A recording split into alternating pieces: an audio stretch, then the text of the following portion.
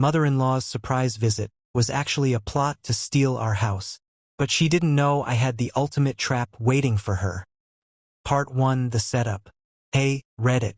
I have a story for you that is so absurd, so utterly insane, that if I weren't the one living through it, I wouldn't believe it myself. So buckle up, because this is the wildest ride of my life. To set the stage, my husband, Mark, and I have been married for 5 years. We live in a beautiful home that we worked our butts off to afford. It was our dream house, and we took pride in every inch of it. But there was one major problem in our otherwise happy life. My mother-in-law, Brenda. Brenda never liked me. From day one, she made it clear that she thought I wasn't good enough for her son. She was manipulative, controlling, and had an ego so big it needed its own zip code. But what I didn't know was that she had a plan.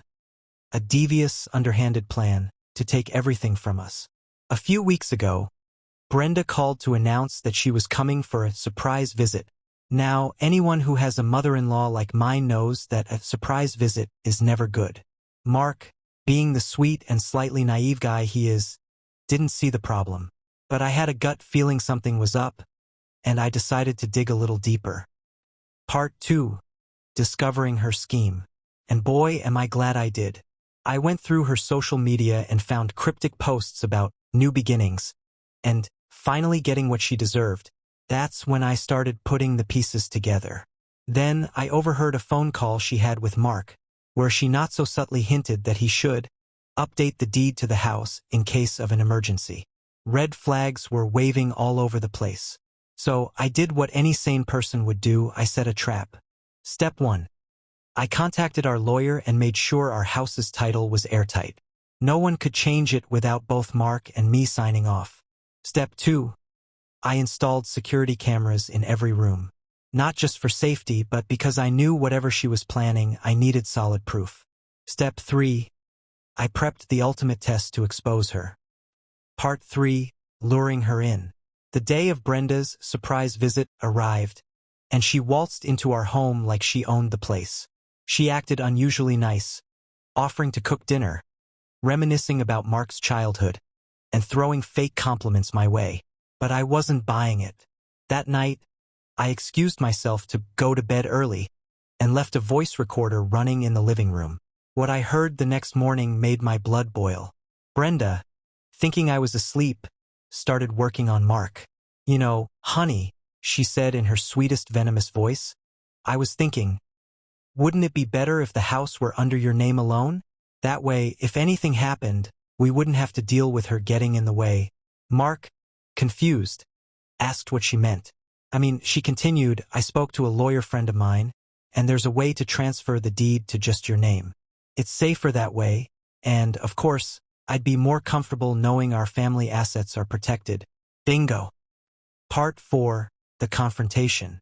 The next morning, I played the recording for Mark. He turned pale. "She tried to con me into stealing our own house?" he whispered, horrified. "Yes," I replied, "and I have a feeling she's not done yet." Sure enough, later that day, Brenda suddenly had a lawyer friend call Mark with advice. Mark played dumb, acting interested, while I had already set up the final part of the trap. We invited Brenda over that night, pretending we had good news. When she arrived, her face lit up with excitement. Finally, she must have thought, "These idiots are giving me what I want." Instead, Mark handed her an envelope.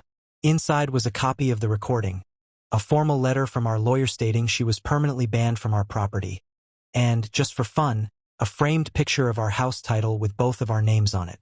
Brenda's face turned from confusion to horror to rage in a matter of seconds. "You set me up," she screeched. "No, you set yourself up," I said calmly.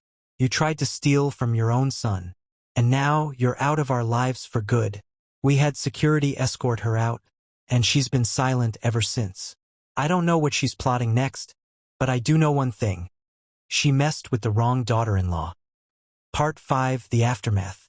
Since then, Mark and I have had several conversations about setting clear boundaries with his family. Brenda has been radio silent, but I know she must be fuming. We've taken extra precautions, including reinforcing our legal protections and making sure she has no way to interfere with our lives again.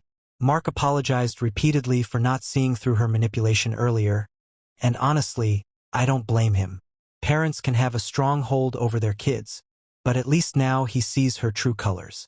So, Reddit, that's how my mother-in-law tried to steal our house, and how I made sure she never even got close. Have you ever dealt with a scheming in-law? Let's hear your stories.